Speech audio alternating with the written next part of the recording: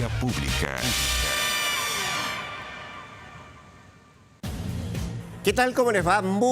Pero muy buenas noches. Bienvenidos, bienvenidas a un nuevo capítulo de Vía Pública que hacemos por el canal 24 Horas en esta jornada de miércoles 8 de enero del 2025, mitad de semana y un día cargado nuevamente de informaciones, de mucha contingencia, de mucha noticia. Vamos a estar hablando en este capítulo, por cierto, del rechazo, el nuevo rechazo que significó por parte del Comité de Ministros al proyecto marítimo portuario Dominga. Los efectos de eso, reacciones que ha habido durante la jornada. Vamos a hablar también de Venezuela. Vamos a tratar de entender un poco qué es lo que podría pasar en ese país el próximo día viernes, cuando tome posesión de un nuevo mandato Nicolás Maduro. Esto tomando en cuenta además que Edmundo González, quien dice ser el presidente electo, va camino también a Venezuela y quiere tomarse el poder. Pero vamos a partir con algo que ocurrió hoy día en el Congreso, que tiene que ver con la Comisión de Trabajo del Senado, que acordó votar la próxima semana el proyecto de reforma a las pensiones, tan bullado en las últimas horas, ¿no? Hoy la comisión retomó el trabajo y acordó fijar como plazo hasta el próximo lunes al mediodía para que el Ejecutivo ingrese indicaciones a este proyecto de ley. Tras eso, el día miércoles 15 se va a iniciar la votación en particular, que podría extenderse hasta el jueves con el objetivo de despachar la iniciativa a la Comisión de Hacienda del Senado.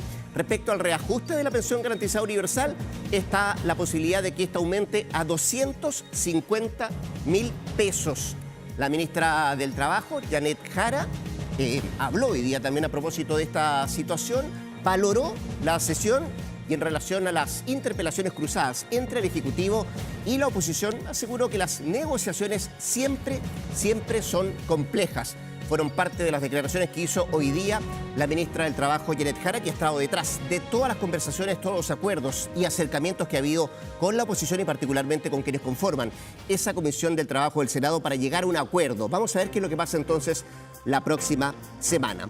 Por ahora nos vamos a hacer cargo de temas internacionales, vamos a abordar qué es lo que está pasando y qué podría pasar, por cierto, en Venezuela. Yo decía, el próximo día viernes, el próximo 10 de enero, ese país sabrá de la toma de posesión del régimen de Nicolás Maduro, con mucha observación internacional, muchas cosas que están pasando. Se tensiona, por cierto, la situación de lo que está pasando ahí en Venezuela. Y queremos hablar de este tema y para eso vamos a tomar contacto con el ex canciller Ignacio Walker, a quien saludo de inmediato, le doy las buenas noches a Vía Pública. Ignacio, ¿cómo está usted? Muy buenas noches, gracias por conversar con nosotros. Hola Rodrigo, muy buenas noches, gracias a ti. Ignacio, leí esta mañana una columna del diario El País de España que se titulaba algo así como en Venezuela puede pasar de todo o puede que no pase mucho, ¿no? Y la primera pregunta que quiero hacerle a propósito de lo que podría pasar el próximo día, viernes 10 de enero, es ¿a qué nos podríamos enfrentar o a qué se podrían enfrentar los venezolanos con un presidente o con el régimen de Nicolás Maduro, ¿no?, que va a tomar posesión del cargo, y con Edmundo González Urrutia, que va camino justamente a Venezuela, que ha hecho un periplo por diferentes países, que ha tratado de conseguir apoyo, ¿no?, para hacerse también con el cargo? Desde acá, desde su mirada, ¿qué cree usted que podría pasar el próximo viernes en ese país? Bueno, lo que tenemos, Rodrigo, en Venezuela es una dictadura corrupta, esencialmente, ¿no? Cuyos dos pilares de sostenimiento son, por un lado, las Fuerzas Armadas, que son parte de una red de corrupción que ha ido tejiendo el dictador Nicolás Maduro con negocios legales, ilegales, en fin, y por otro lado, la inteligencia cubana, que es el gran soporte de la estantería, por así decirlo, que ha sido muy eficiente. Recordemos que Nicolás Maduro lleva un poco más de 10 años en el poder, llegamos a 27 años, si sumamos la elección democrática, hay que decirlo, de Hugo Chávez en 1998. Entonces, hay una dictadura corrupta que es parte de una red de corrupción con el elemento militar, las Fuerzas Armadas muy comprometidos, con el apoyo de la inteligencia cubana y con 8 millones de venezolanos y venezolanas fuera del país. Piensa usted que Venezuela tiene 33 millones de habitantes. O sea, el 20% de la población y más está fuera, ¿no?, escapando de esta situación oprobiosa. Y lo más probable es que el próximo viernes 10 de enero asuma como presidente de facto, no presidente de jure, porque no tiene legitimidad democrática, Nicolás Maduro. Ahora, Ignacio, la situación con el correr de las horas, ¿no?, y sobre todo lo que hemos visto el día de hoy, que partió un poquito el día de ayer también, tiene que ver con una tensión en ese país, ¿no? Hemos visto que Maduro ha resuelto generar medidas opresoras, ¿no? Para quienes están en contra de lo que piensa él. Y segundo, ha militarizado gran parte de Venezuela, gran parte de las calles de Venezuela con este objetivo de que no se generen situaciones, por cierto, que él considera que podrían llevar adelante a conflictos o enfrentamientos, ¿no? La relación es tensa. ¿Qué tan tensa puede irse generando con el correr de las horas hasta que lleguemos al viernes? Bueno, este es un momento de máxima tensión Mm, porque el candidato electo, que es Edmundo González, recordemos que Edmundo González ganó la elección del 28 de julio. Ahí están las boletas, que se llaman las papeletas, sí. las actas, ¿no? Que nosotros llamamos de las mesas receptoras de sufragio, que están en la página web del Centro Carter. El 80% de las papeletas señalan que Edmundo González ganó con un 70% del electorado, por lo tanto con un amplio apoyo de la voluntad popular ciudadana. Edmundo González estaba hoy día en Panamá, fue recibido como jefe de Estado en Panamá. Hace 3 días estuvo, ¿no es cierto?, con el presidente Joe Biden en Estados Unidos.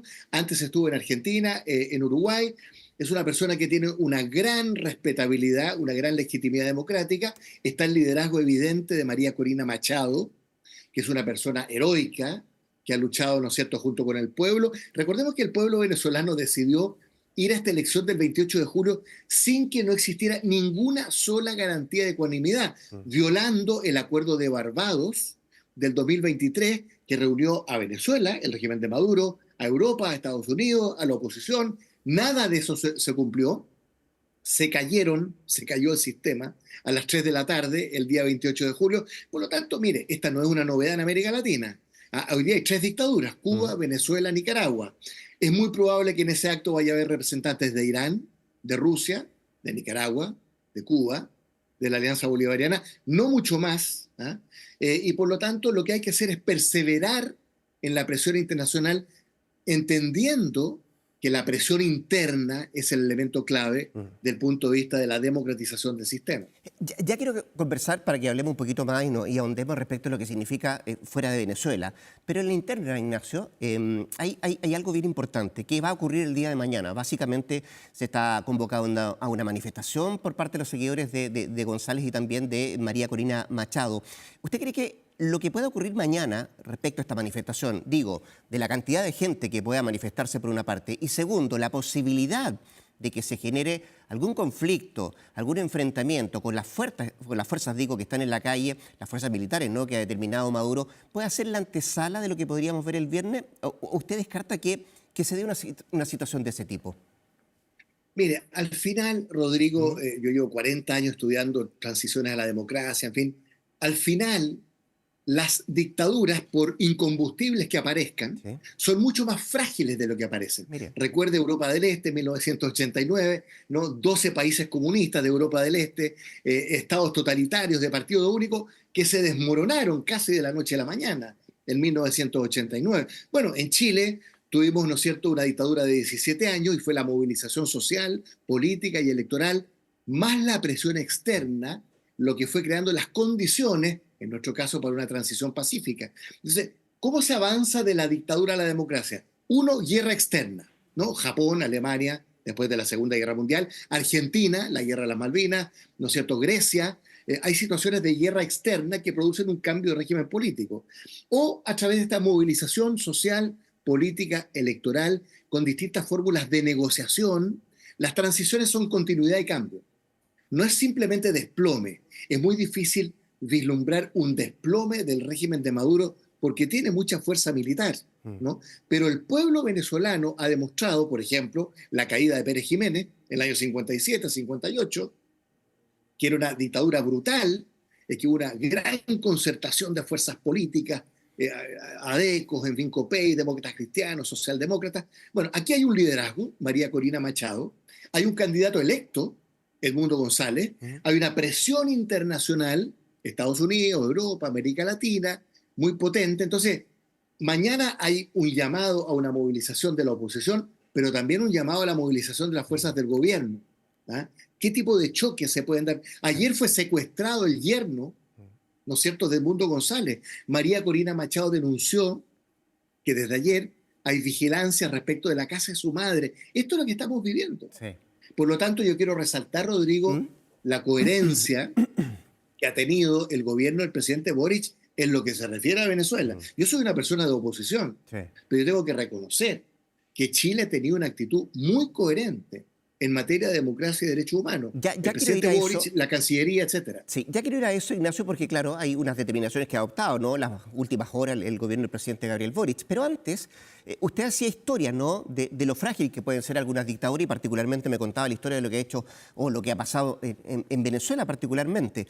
Pero hay una particularidad quizá, Ignacio, y me corrige si me equivoco, que no ha ocurrido de lo que hemos visto hoy día. Y es que María Corina Machado está en la clandestinidad y se ha mostrado de a poco. Edmundo González también está fuera del territorio, va camino a Venezuela, por cierto, pero ellos de alguna manera actúan hoy día estando fuera de Venezuela. ¿Eso puede marcar una diferencia y qué tan desafiante puede ser para Maduro esto de que Edmundo González quiere sí o sí llegar a Venezuela? Bueno, mire, en la asunción del mando del presidente de facto, suponiendo que la asume el viernes 10 de enero, en 2 días más, ¿quiénes van a estar ahí? Van a estar representantes de Irán, de Rusia, de Cuba, de Nicaragua, y no mucho más. Mm. O sea, el aislamiento del régimen de Maduro en las Américas, ¿no es cierto?, en América Latina, en Europa, en el mundo occidental, en el mundo democrático, es muy grande porque a pesar de todos los problemas que tienen las democracias, la legitimidad democrática hoy día sigue siendo muy importante, ¿no? La gente está vacunada de regímenes autoritarios, que lo digamos en Chile, ¿no?, que es nuestra propia experiencia. Pero bueno, el caso nuestro, el de Uruguay, en lo que fue en Filipinas en su momento, estamos en la tercera ola de democratización desde mediados de los años 70. Entonces, hay una cierta resiliencia democrática. ¿Ah? ¿Hay retroceso democrático? Sí. En Europa, Víctor Orbán en Hungría, la ultraderecha, bueno, Estados Unidos, Donald Trump, todos sabemos lo que representó el 6 de enero, cuando llamó a su gente a tomarse el Capitolio. Hay retroceso democrático, pero lo interesante, Rodrigo, hay muchos estudios sobre esto, es que hay resiliencia democrática también. O sea, los países, los pueblos, las naciones, la presión externa, la movilización interna, van generando condiciones que en algún momento permiten, ¿no?, un tránsito pacífico, como todos deseamos que sea, a la democracia. Bueno, esa es una gran pregunta. ¿Qué tan pacífico podría ser ese tránsito de que usted está hablando, no, Ignacio? Sobre todo porque recordemos que frente a la figura de Edmundo González existe no solamente una recompensa, ¿no?, que se está ofreciendo para dar con la captura de él, sino que también lo ha dicho en reiteradas veces el gobierno Maduro y en un tono bien desafiante también de que si él llega a pisar suelo venezolano va a ser detenido. Siquiera uno puede imaginarse qué podría pasar en Venezuela si es que pisa tierra venezolano Edmundo González y es detenido, Ignacio. Bueno, si Edmundo González es detenido, si María Corina Machado es detenida, si junto con ellos hay varios presidentes de distintos países que acompañan, bueno, se activan muchos mecanismos democráticos, porque la política es así, es muy dinámica, ¿no? Aparentemente estamos frente a una dictadura incombustible, con el apoyo de las Fuerzas Armadas y de la inteligencia cubana, porque no es mucho más, es una gran red de corrupción. Pero le insisto, la historia demuestra una y otra vez, especialmente en los últimos 40 años, ¿no?, que no hay procesos irreversibles, ¿no? Y en ese sentido creo que esta dinámica que se está generando en Venezuela, mucho más que en Cuba, porque Cuba este año cumple 65 años, la revolución, que es una dinastía comunista de los hermanos Castro, hoy día con Díaz-Canel. Bueno, Nicaragua, pues, ¿para qué decir? El presidente y la vicepresidenta son marido y mujer, ¿no? Daniel Ortega, Rosario Murillo. Así estamos, porque estamos en Macondo. Ahora que se está estrenando en Netflix, ¿no es cierto?, Claro. 100 años de soledad, América Latina sigue siendo Macondo. Esa es una mala noticia, el realismo mágico, el surrealismo. Pero la historia demuestra que al final estas dictaduras son más frágiles, primero en lo económico. Venezuela está viviendo una situación económica brutal. Piensa usted un solo dato, Rodrigo. Cuando es elegido Chávez, el año 98, Venezuela produce 3 millones de barriles diarios de petróleo. Hoy día están en 700.000. Esa es solo una muestra de la fragilidad, ¿no es cierto?, de un régimen como el de Maduro. Entonces, yo tengo una mirada esperanzada. Yo creo que el movimiento que se ha producido en torno al Edmundo González, María Corina Machado. Mire, el año 2015, la oposición ganó la Asamblea Nacional. Ganó. ¿Y qué hizo en 2016 Maduro? Inventó una asamblea constituyente para borrar con el codo lo que se escribió con la mano. Ese tipo de situaciones es el que estamos enfrentando, ¿no? Pero esta dinámica tiene un desenlace incierto que no conocemos, Sí. pero yo creo que si se mantiene la presión interna, y la presión externa, van a ir apareciendo Oye, hay muchos militares presos, Sí. muchos oficiales presos, muchos soldados presos. ¿Ah? Entonces, cuidado. Ahora, nadie quiere una guerra civil. Acuérdense que la guerra civil se define como la división de las Fuerzas Armadas. Eso puede ser muy brutal, ¿no es cierto? Difícilmente va a haber una invasión externa. Algunos han hablado de una invasión externa a Estados Unidos. Eso olvídese. Eso no va a ocurrir, no ocurrió con Biden y no va a ocurrir con Trump. Entonces, al final, Sí. la mezcla de presión interna y presión externa es lo que produce esta dinámica de democratización.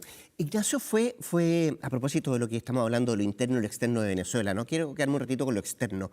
Fue inteligentemente estratégico Edmundo González en hacer este periplo en los días previos, una semana antes, ¿no?, de que tomara posesión del mando de la presidencia nuevamente Nicolás Maduro, porque usted bien lo decía, fue el sábado a Argentina, se junta con Milei que además tenía un problema particular también con Maduro a propósito de la detención, ¿no?, de un gendarme, algo que todavía no se ha resuelto.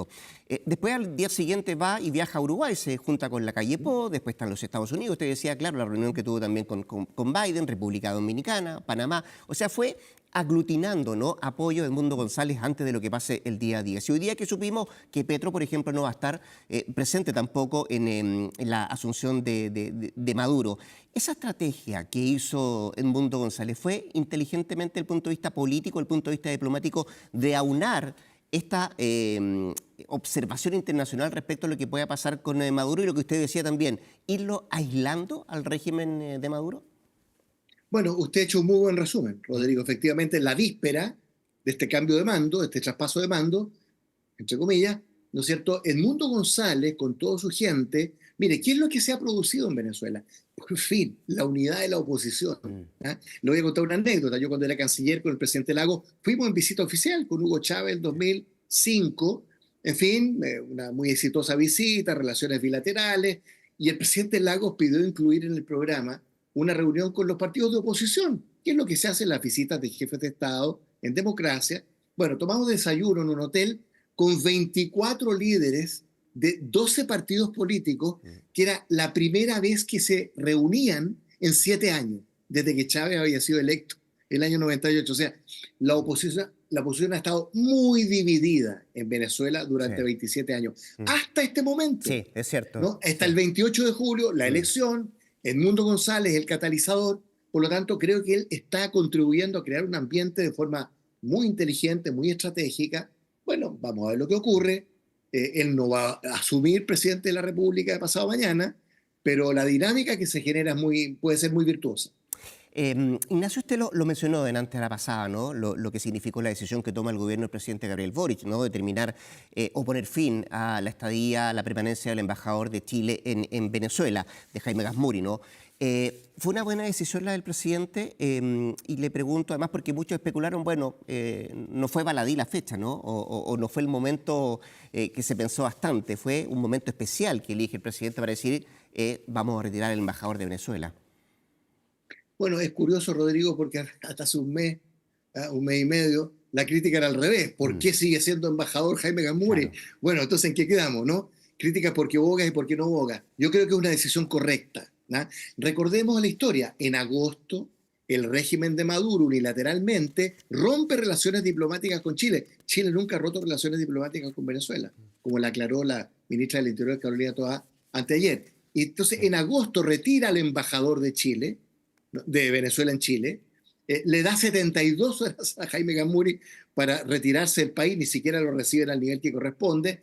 Entonces, frente a esa acción unilateral, ¿no?, del régimen de Maduro, evidentemente que a Chile, a la Cancillería, al presidente Boric, no le quedaba otro que poner fin a la misión diplomática de Jaime Gazmuri. Chile no ha roto relaciones diplomáticas con Venezuela. ¿Por qué? Esto es importante entenderlo. Porque las relaciones diplomáticas, Rodrigo, son entre los estados. Sí. No es afinidad política e ideológica lo que le conduce a tener relaciones diplomáticas con tal o cual Estado. Por ejemplo, la Unión Soviética y Estados Unidos nunca rompieron relaciones diplomáticas en plena Guerra Fría, ¿no? Pero ante el hecho consumado de la acción unilateral de Maduro en agosto, bueno, evidentemente que Chile tenía que poner fin a esta misión diplomática, que es lo que se ha hecho. Persiste una representación local en Caracas, consulado, eso Sí, sigue su sí. marcha, pero evidentemente que frente a la decisión de Maduro no quedaba otra que esta decisión que a mí me parece correcta. Y porque además ha sido una política consistente la del presidente Boric respecto a Venezuela desde que pasó la elección en julio pasado, Ignacio. O sea, ha marcado, Bueno, ¿no? Un camino en la- que no ha variado. claro, bueno, en la ¿Mm? noche Sí, del 28 de julio, en la noche, esa misma sí. noche, el presidente Boris desconoció el supuesto triunfo de Maduro, Si no me equivoco, fue llamó, además ¿no es cierto? unos primeros jefes de Estado, unos primeros Fue mandatarios que sale a el hablar, ¿no? primero, Sí, fue que en la misma noche, sí. un gobierno de izquierda, Mm. como el del presidente Boric, que tiene doble mérito. Bueno, y al día siguiente, después el presidente Boric dijo, el régimen de Maduro se robó la Así elección. es. Y en la declaración de la Cancillería ayer, donde pone fin a la misión diplomática de Jaime Gazmuri, en la Cancillería habla de fraude electoral. Entonces, mire, aquí Chile en eso no se pierde. La política exterior es una política de Estado, no de gobierno. El presidente Boric ha sido muy coherente con Venezuela en materia de democracia, derechos humanos. Antes estuvo, acuérdense, el informe de la alta comisionada de Naciones Unidas, Michelle Bachelet, que es lapidario sobre las violaciones a los derechos humanos en Venezuela. Entonces, Chile ha tenido una actitud muy coherente en esta materia. Y contribuye, Ignacio, a esto, a esta política que, insistimos, ¿no? Ha sido coherente de parte del presidente Gabriel Boric respecto a Venezuela. Otras situaciones que se han dado con ese régimen, particularmente, por ejemplo, con la muerte de Ronald Ojeda, o la poca colaboración también que ha mostrado el régimen de Maduro respecto a tratar de encontrar a los responsables de esa muerte, o la colaboración cuando se trata de que migrantes venezolanos puedan regresar a ese país y no ha habido respuesta del gobierno de Maduro. Bueno, Venezuela ha demostrado sistemáticamente que no tiene ninguna intención y ningún interés en colaborar con Chile de ninguna manera.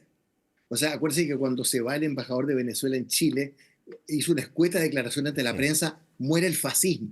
sí. O sea, yo creo que el presidente Boric No, no se nunca fue se había no esperado se que fue iba en a ser silencio, recordamos, tratado sí, de fascismo. sí. Bueno, Mm, entonces en eso estamos. La verdad es mm, que Venezuela desconoce que sea un líder de izquierda, Gabriel Boric y este gobierno, lo ha tratado de la peor manera. mm. ¿Para qué voy a reproducir los epítetos que todos conocemos? Bueno, Chile tiene que tener cabeza fría, Mm. compromiso democrático, el gobierno ha sido coherente, hay que cerrar filas con el presidente, la Cancillería está haciendo su labor, ¿no? Y la comunidad internacional, Mm. un poquito descoordinada, ¿no es cierto? Tiene una voz que decir y una acción que hacer de aquí a pasado mañana, que no se prevé ningún cambio dramático Mm.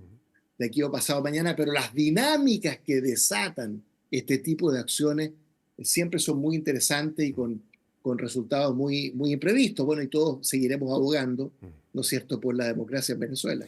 A propósito de cosas imprevistas, ¿no? También es imprevisto las reacciones que ha tenido Maduro con diferentes países, que decir, por cierto, con el propio gobierno del presidente Gabriel Boric, cuando ha tomado una determinación de tipo A o de tipo B, ¿no? A raíz de lo mismo, de esto de sacar al embajador Gazmuri de Venezuela, ¿puede alterar en algo, Ignacio, la situación, por ejemplo, de los venezolanos que están en nuestro país y que quieren regresar a Venezuela o de los chilenos que están residiendo hoy por hoy en Venezuela? Bueno, de los 8 millones de venezolanos y venezolanas, 7, 8 millones que están fuera, más o menos 600.000 están en Chile. Mm. Oiga, que nos están devolviendo la mano, ¿eh? Porque en la dictadura de Pinochet hubo decenas de miles de chilenos y chilenas exiliados en Venezuela. ¿Eh? Que no se nos olviden estas cosas. En la historia uno va y viene. ¿Eh? Entonces, claro, ¿quién se preocupa de esos venezolanos en Chile? Que han tenido que escapar de una situación oprobiosa, de una dictadura, de una situación económica paupérrima, Sí. ¿eh? Miserable, ¿eh? Para qué decir la salud pública, la educación, en fin. Entonces, Mm. hay una diáspora venezolana, hay un exilio venezolano. No nos olvidemos de eso. ¿Eh? Ayer por ti, mañana por mí, Mm. uno nunca sabe. La última para terminar y despedirte, Ignacio, a propósito de lo mismo, y algunos echan un poquito de menos la postura de Chile respecto a la posición que tiene hoy día Edmundo González. ¿Cuál debería ser la posición de Chile a partir del viernes? Insisto, independiente de lo que pueda ocurrir en ese país, pero con la figura particularmente de Edmundo González Urrutia. Bueno, mira, Chile ha dicho que la elección de Maduro no Mm, tiene ninguna legitimidad mm, democrática. Chile ha reconocido el triunfo de Edmundo González. sí, Lo que pasa es que es distinto, hablo aquí desde el punto de vista del derecho internacional así ahora, es. no existe la figura de que un tercer país pueda investir a alguien Mm, como presidente de la República que un asunto interno de ese país, ¿no? Eso no existe. Por eso la Cancillería, el presidente Boric han sido cuidadosos. El presidente Joe Biden igual, ¿eh? Tampoco ha investido como presidente de la República Edmundo González. Lo que se ha reconocido es el triunfo de Edmundo González, Así es. ¿no? Indiscutiblemente, a esta altura, porque ahí están, insisto, las actas publicadas, ¿no? Aquí una expresión heroica del pueblo venezolano, que fue una elección contra todo pronóstico y obstáculo, y en fin, pero hay que perseverar. Esa es la gran lección. Chile va a seguir apoyando a Edmundo González. Él ganó la elección. Esta elección es un fraude electoral, pero bueno, llegará el momento de la investidura de ese presidente, que es un asunto interno, en este caso, por supuesto, de Venezuela, en algún momento. Don Ignacio Walker, ex ministro de Relaciones Exteriores, ex canciller, conversando con Vía Público esta noche de miércoles 8 de enero. Ignacio, muchas gracias por su tiempo, que tenga buenas noches. Gracias a usted, Rodrigo. Buenas noches. Muy bien, y nosotros vamos a hacer una pequeña pausa acá en Vía Pública. Bien, decía yo al inicio del programa que íbamos a hablar de Venezuela, de lo que está pasando en el Congreso a propósito de la discusión por la reforma de pensiones, pero también de una noticia que se conoció hoy día que tiene que ver con la decisión que adopta, que resuelve el Comité de Ministros en torno al proyecto marítimo portuario Dominga, ¿no? Y la resolución del Comité de Ministros es la misma que ha tenido en 2 votaciones anteriores. Por tercera vez se rechaza ese proyecto minero. Había ocurrido el 2017, también el 2023, y hoy en la tarde el Comité de Ministros, que no tuvo ministros, y vamos a explicar por qué, resuelve también rechazar este proyecto minero. ¿Qué viene de aquí en más? Bueno, básicamente la empresa ha dicho que va a apelar a esto, no solamente al Tribunal Ambiental, también a la Corte Suprema, y se viene una serie de caminos, ¿no?, desde ese punto de vista. Queremos hablar de este tema, queremos abordar este tema, y lo queremos hacer con Lisbeth van der Meer, que es la directora de la ONG Oceana, a quien ya estoy mirando en pantalla. Saludo de inmediato, Lisbeth. Buenas noches, muchas gracias por conversar con Vía Pública. Hola, Rodrigo, buenas noches. Lisbeth, para partir, primera cosa, ¿cómo tomar ustedes como ONG Oceana la decisión que hoy día en la tarde adoptó el Comité de Ministros? Bueno, yo me encuentro hoy día en Punta de Choros. Estaba con la comunidad que hoy día estuvo todo el día trabajando en la extracción de locos y efectivamente con mucha felicidad. Este es un lugar muy especial. Hoy día vinieron muchos turistas a ver ballenas, ¿cierto? Pingüinos, así que fue realmente un día muy bonito para nosotros. Muy bonito que lo reciben como buena noticia, entonces, a propósito de lo que resuelve el Comité de Ministros. Quiero que abordemos varias aristas que tiene este caso, que tiene mucha historia, ¿no? 11 años de tramitación lleva el proyecto minero portuario Dominga, y hemos visto tantas resoluciones que han pasado por tribunales ambientales, por decisiones que también que se buscan en la Corte Suprema. De hecho, hay algunos caminos que se están buscando en ese aspecto. Pero antes que todo, había otra opción de este comité, digo, que no tenía ministros, porque había una resolución de inhabilitarse de parte de los miembros, ¿no?, de los propios ministros, de participar de este comité. Se había pedido incluso una aclaración a la Contraloría a propósito de este mismo tema, y tuvo subrogancias. Había otra opción que no rechazar este proyecto de parte de quienes conformaron hoy día este comité.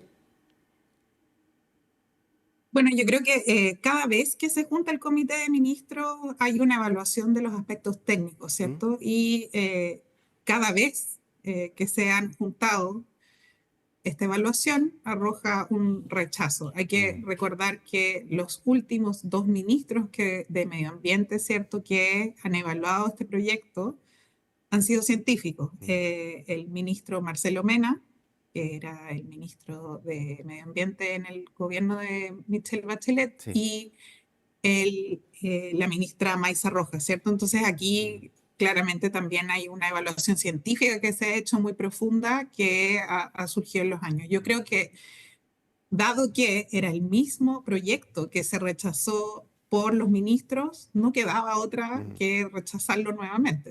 Pero es bueno lo que usted dice, porque a la pregunta que yo apuntaba tiene que ver con eso. O sea, los estándares ambientales que revisó este Comité de Ministros son los mismos de la vez anterior, ¿no? Entonces, desde ese punto de vista, no había nada nuevo, ¿no?, que pudiese ser cambiar la postura de este comité.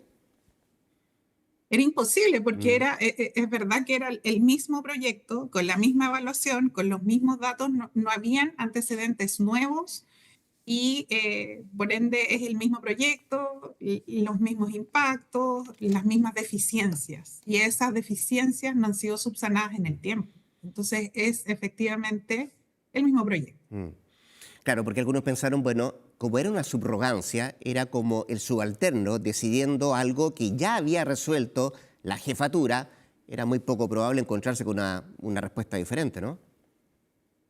Bueno, y también el Tribunal Ambiental excedió de cierta forma sus atribuciones, pero también dicta algo muy extraño que dice, estos ministros se habían referido antes al proyecto Dominga de forma desfavorable. Claro. Sin embargo, la ministra Hernando, por ejemplo, lo había hecho en una comisión investigadora cuando estaba en el Parlamento. La ministra Maisa Rojas como a lo mejor dijo algo en algún minuto como científica, ¿cierto? Pero hay que pensar que todos los chilenos tenemos una postura, ya sea a favor o en contra, sobre este proyecto, porque es un proyecto muy emblemático, a lo mejor como fue Hidroaicén o otros proyectos. Lisbeth, como en toda historia, ¿no? Hay dos caras, como en toda situación que estamos viendo y sobre todo este tipo hay dos veredas o dos caras. La empresa que está detrás del proyecto minero portuario Dominga, que es antes Iron, ha dicho que esta decisión que ha adoptado el Comité de Ministros, por una parte es inconstitucional y por otra ilegal. ¿Le hacen sentido esos argumentos para calificar, como lo hace la empresa, esta resolución del comité? Bueno, para nosotros ilegal es efectivamente que este proyecto no ha pasado por el mismo criterio que han pasado todos los otros proyectos mineros de Chile. Este proyecto se aceleró, se empujó para que se aprobara. Tenemos cierta evidencia de que algunos subsecretarios fueron apurados de cierta forma. El subsecretario de Minería del gobierno de presidente Piñera, ¿cierto? Wagner tuvo un financiamiento ilícito que sabemos, los Pandora Papers en el momento que se tenía que hacer un área marina protegida, aquí no se hizo por algunas investigaciones que se han hecho. También sabemos en los casos de audios de Hermosilla, ¿cierto? Que han tenido alguna incidencia en que este proyecto pase por lugares donde otros proyectos no han tenido o sea, no han sido revisados de esta forma. Y eso es lo que a mí me preocupa mucho. O sea, nosotros velamos obviamente por la institucionalidad ambiental en nuestro país. ¿Qué más queremos nosotros que tener la seguridad de que el gobierno y que el Estado está revisando bien los proyectos? Es así con muchos otros proyectos. Y este tiene graves falencias y creemos que, bueno, que el que ha vulnerado la institucionalidad ambiental en este caso de nuestro país ha sido la minera Dominga. ¿Cómo se le explica a la gente, Lisbeth, que efectivamente un tribunal ambiental, y digo al ciudadano de a pie, al común y corriente, que mira esto con expectativa o lo mira con una perspectiva diferente, pero cómo se le explica que efectivamente hubo un tribunal ambiental que dice que efectivamente están las condiciones para que pueda operar, para que pueda desarrollarse este proyecto portuario minero, pero hay un comité de ministros que resuelve lo contrario? ¿Cómo se le explica a la gente esa situación? ¿Cuánto de técnico tiene esto y cuánto de político? Bueno, yo quiero dejar muy en claro que el Tribunal Ambiental solo puede revisar la decisión que tomó el Comité de Ministros pasado, ¿cierto? No revisa todo el proyecto hacia atrás. Ellos tienen que velar porque, bueno, según su criterio, si pasaron por las instancias correctas, si el Comité de Ministros lo dictó bajo la legalidad, ¿cierto? Y en esa parte el Tribunal Ambiental efectivamente se extralimita sobre sus atribuciones. Y bueno, ¿quién dirá eso? Es la Corte Suprema.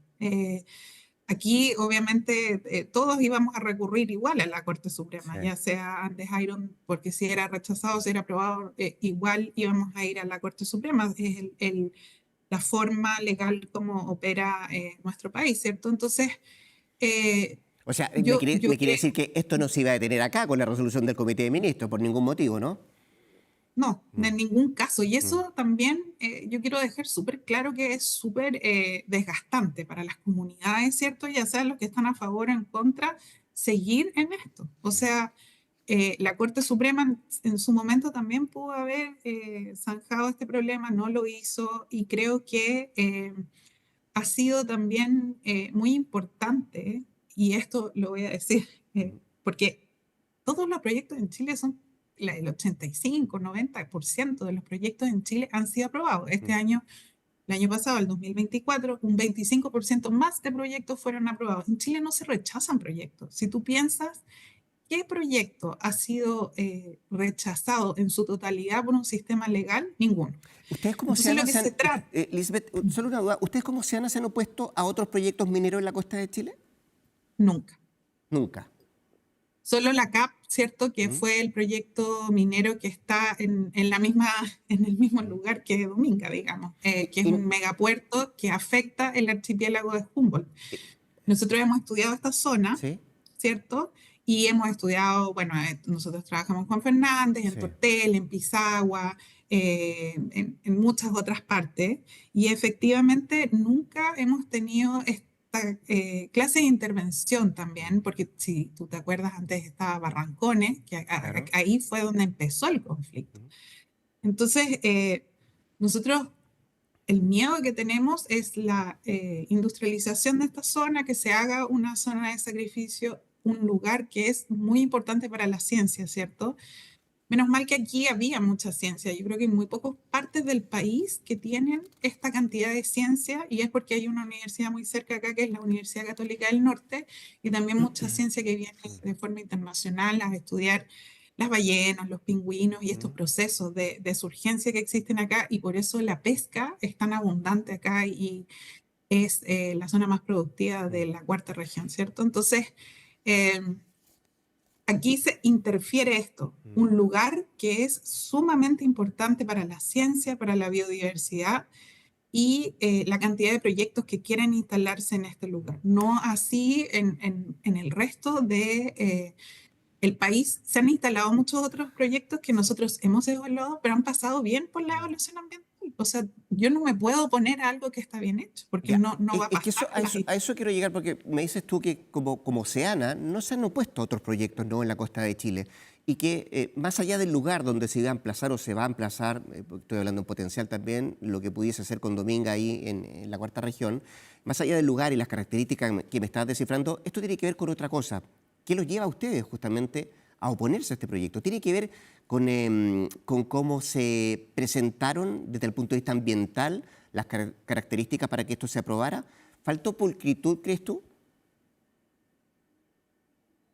Falta pulcritud. Entonces, cuando tú subestimas, por ejemplo, si un pingüino, si tú dices un pingüino de Humboldt, que es una especie vulnerable, ¿cierto? Y el 80% de esa población vive acá, y tú dices, no, el pingüino se alimenta alrededor de los islotes, ¿cierto? A 2 kilómetros.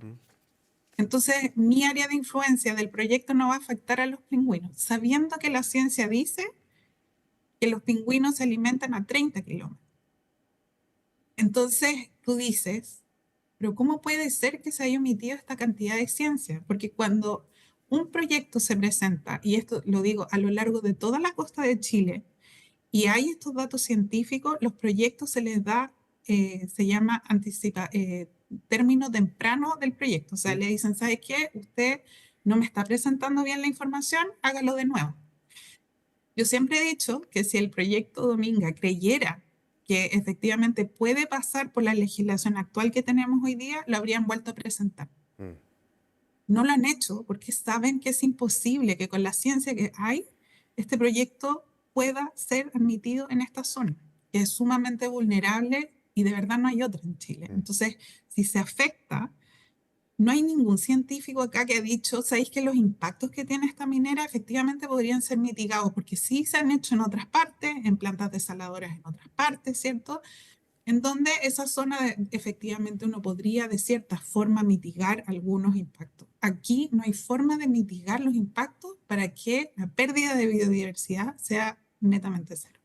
Lisbeth, seguramente lo que ha pasado con Dominga todos estos años, ¿no? Yo decía, son 11 años de tramitación que lleva adelante este proyecto y particularmente lo que ha pasado sobre todo en los últimos meses, ¿no? Cuando conocimos el resultado también y la decisión que toma el Tribunal Ambiental, te da la impresión que esto es el fiel reflejo de esa tensión que genera, por una parte, el medio ambiente, ¿no?, o el cuidado del medio ambiente, y por otra, el desarrollo económico de este país.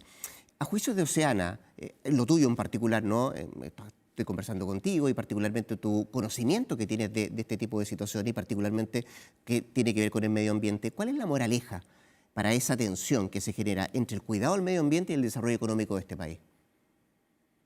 Bueno, si tuviéramos instituciones que efectivamente funcionan, o sea, si el servicio de evaluación ambiental hubiese tenido el mismo criterio que tiene con otros proyectos, esto no tendría que estar pasando, ¿ya? O sea, aquí eh, generalmente se respeta, ¿cierto? La ciencia, generalmente se respeta las observaciones ciudadanas y se resuelven y los proyectos se llevan a cabo. No, aquí en Chile no es que se prohíban todos los proyectos, ¿cierto? Hemos sabido también de muchos proyectos que han pasado y después han tenido resultados nefastos, ¿cierto? A lo mejor como Pascua Lama, sabemos los glaciares, ¿cierto? Un montón de proyectos que no estuvieron bien evaluados y que nadie lo frenó antes. Entonces, yo creo que todos necesitamos certeza. Nosotros como sociedad civil, ¿cierto? La gente que trabaja en la pesca no son trabajos de segunda clase, son tan valiosos como todos los trabajos que tenemos en Chile. Y ellos también han desarrollado la pesca por más de 27 años en esta zona y han podido levantar este recurso y también el turismo. Es un turismo sustentable, ¿cierto? Que hay que seguir trabajándolo, pero yo creo que como moraleja, creo que tenemos que asegurarnos que las instituciones funcionen y no puede permear ni la corrupción ni el amiguismo, ¿cierto? De que este proyecto va a pasar más rápido, porque ahí empiezan las deficiencias. En todos los países tenemos esta dicotomía entre el desarrollo y el Cuidado del medio medio ambiente, ambiente. ¿no? Sí. Pero en Ecuador, a pesar de que sus leyes ambientales son bien malas, jamás se les ha ocurrido hacer un megapuerto en Galápagos. Entonces, porque ya se sabe, estas zonas protegidas. Bueno, y uno de los pasos, grandes pasos que se ha hecho acá, es hacer un área marina protegida de múltiples usos en donde la misma gente puede decidir eh, cómo hacer actividades sin afectar los objetos de conservación que se llama, que son, en este caso, especies que son vulnerables, como las ballenas, jorobadas, fin azul, y los pingüinos, ¿cierto? Los chungungos, los yuncos y bueno, todo un montón de especies que hay acá muy especiales. Lisbeth, ¿tú separas aguas de la resolución que toma hoy día el Comité de Ministros de decir, bueno, efectivamente esta fue una decisión que toma el Comité basado en todos los estándares ambientales, ¿no? Y la información que se le entregó para que ellos resolvieran de la manera que resolvieron? ¿Lo separas de lo político, definitivamente? Y te lo pregunto porque muchos criticaron, sobre todo la empresa que está detrás de Dominga, las declaraciones o las palabras de la ministra del Medio Ambiente, previo justamente a la reunión del Comité de Ministros, cuando ella además compara esa zona con el Polo Sur. Eso, a juicio de muchos, dice, bueno, fue una medida también o declaraciones que metieron presión a la resolución que tenía que tomar el Comité de Ministros. ¿Qué te parece primero esa declaración de la ministra? Y segundo, ¿tú separas agua que esto efectivamente tiene que ver solamente con una parte política o no hay nada de político y todo es técnico? Mira, yo creo que en este caso, porque cuando se aprueba un proyecto, nadie cuestiona el Comité de Ministros. Esa es la verdad. O sea, se aprueba el Nunca se proyecto. cuestiona, dices tú. Claro. ¿Mm? Entonces, que haya una científica en la cabeza del Ministerio de Medio Ambiente, obvio que va a impactar en cómo se toma la decisión a que sea un ingeniero comercial. Eso lo hemos visto en todos los ministros de Medio Ambiente. Todos los ministros de Medio Ambiente que han sido científicos han puesto también su dosis de cordura, porque ellos hablan con sus pares científicos para evaluar si efectivamente lo que está diciendo la ONG está bien o no.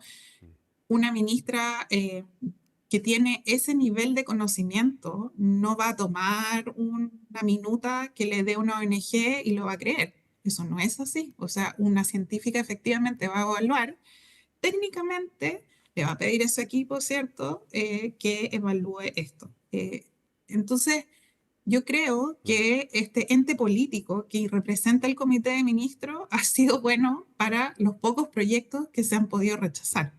Hay muchos proyectos que se han aprobado y que, bueno, no todos están tan bien y que no han tenido una presión fuerte política para que sea aprobada, pero siempre se va a cuestionar el rechazo. Sí. O sea, el tribunal ambiental, yo siento que a veces está para aprobar proyectos, como para mejorar el proyecto y como sea que se apruebe, pero no para asegurarle a la ciudadanía que ese proyecto no va a tener un impacto irreversible. Y lo que evaluaron hoy día los ministros y bueno, ahora algunos fueron subsecretarios, ¿cierto? Otros representantes del gobierno, fue que efectivamente este proyecto le hace mal al país y que no hay forma de decir este proyecto no va a tener grandes impactos sobre esta zona, no lo podemos asegurar, entonces lo rechazamos. Seguramente nadie tiene en esto la verdad absoluta, ¿no? Y lo digo porque además he escuchado hoy día a la alcaldesa de la zona que decía, entre otras cosas, bueno, acá se generó una división de la ciudadanía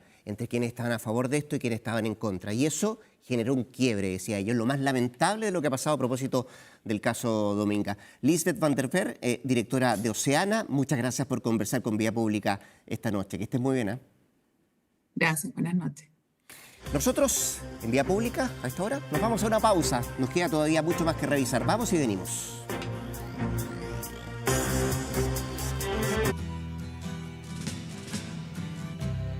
Ya estamos de regreso acá en Vía Pública para nuestro último bloque. Como siempre, la gran recomendación que le hacemos para informarse, para conocer más detalles de todas las noticias que han ocurrido en la jornada, 24horas.cl. ¿Qué destacamos hoy día? Bueno, entre otras cosas, sacamos lo que tiene que ver con la PGU, la Pensión Garantizada Universal, que va a aumentar a partir del 1 de febrero.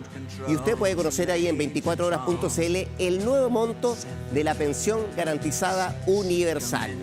Vamos a revisar lo que nos dice el pronóstico del tiempo para mañana y para los restos del día que nos queda. Miren, el día jueves, 34 grados como máxima se espera para mañana acá en la capital del país, en la región metropolitana.